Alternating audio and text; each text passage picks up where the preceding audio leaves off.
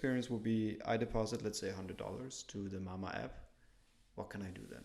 So I have like PayPal or whatever, Revolut, whatever I deposit to. Then I can suddenly use other services that I wouldn't be able to use with PayPal. Is that the idea, or? That's gonna be, that's kind of the end game. Right. You and me, we're the last piece of the puzzle. Right. So let's say the world is unbanked. How do we give them access to banking? Well, we need to know who these people are. How do we know who these people are? Well, we do so by associating ourselves with businesses that knows a lot of these people. Right. So our approach is a business to consumer strategy, where we first will offer MaMa Business, our corporate banking solution based on digital cash. We will offer that for strategic certain segment of clients. That will be right now in the realm of NGOs. Right. So we have an agreement in place with a branch organization which has given us access to a very large realm of NGOs, from the Boy Scouts to the big global NGOs. Cool. And we have spent quite a lot of time in trying to understand the challenges that these organizations face and kind of paint a picture, an overall picture, to understand, we know that fees are high. We know that the barriers are high. We know there's a lot of issues with payments, but we wanted to explore how apparent those things are for the companies in the world that try to do good. Because that's where the high fees hurt the most, right? For the companies that try to do the best, or try to do good. So we really sunk our teeth into it. And there I can give you an example. For example, let's say you want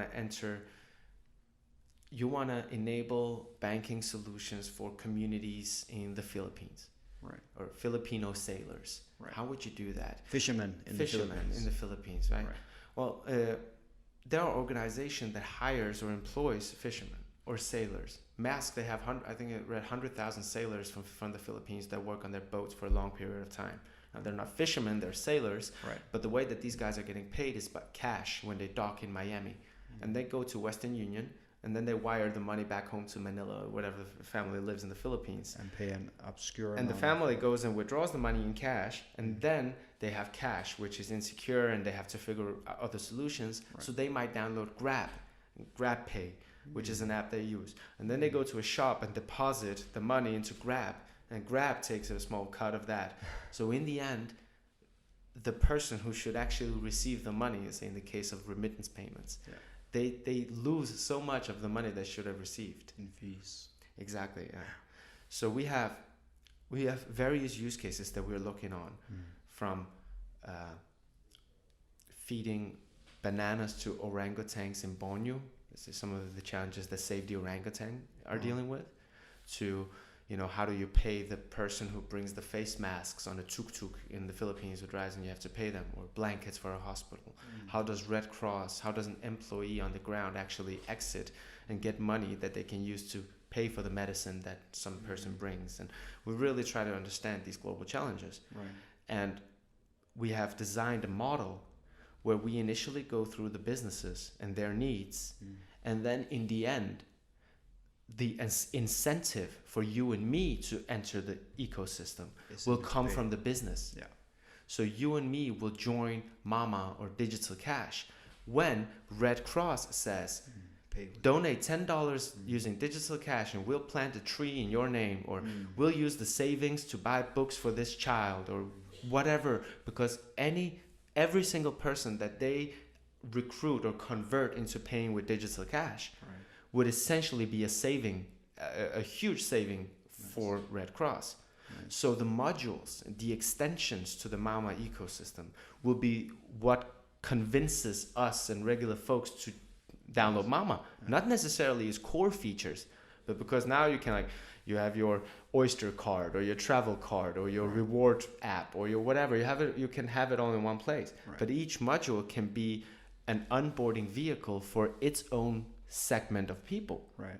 So in the case of, for example, the Boy Scouts, we have 100,000 kids going to the Boy Scouts. That means 100,000 parents are paying monthly for the kid to go to the Boy Scouts. And they are paying using credit cards and mobile pay and banks. And when we look into the challenges for the Boy Scouts Association of Denmark, it's ridiculously expensive. It used to be in cash, so they actually used to make a bit of money in the end after a trip with the kids. Right. But now they can barely make it because they have to pay all the fees to mobile pay. Right. So imagine now if the Boy Scouts Association told the parents, dear dad, dear mom, would you mind paying in this app instead? That's what we do with betailing service in Denmark. Right. You didn't opt into betailing service. Somebody told you use this, and you're, all right, I need to pay my rent, so this is the option. True. Well, what if the Boy Scouts said, like, this is the option now? You have mobile pay, or we save 5% in fees if you use digital cash. Yeah. Would you mind? Yeah. Like, who would mind? Nice. And all of these activities are not based around Denmark, and they're not based around the fact that we need to invent them. It's a community-driven approach, Right. where Aryze is already now members of the Philippine fintech organizations and the Armenians and the UK ones and the Danish ones, and we kind of have a presence all over the world. And the idea is to have country representatives or kind of jurisdiction managers in these locations, which can scout for solutions that are there locally, which could make sense to have as a module, or to find ambassadors that can connect with the universities so the students can start building modules.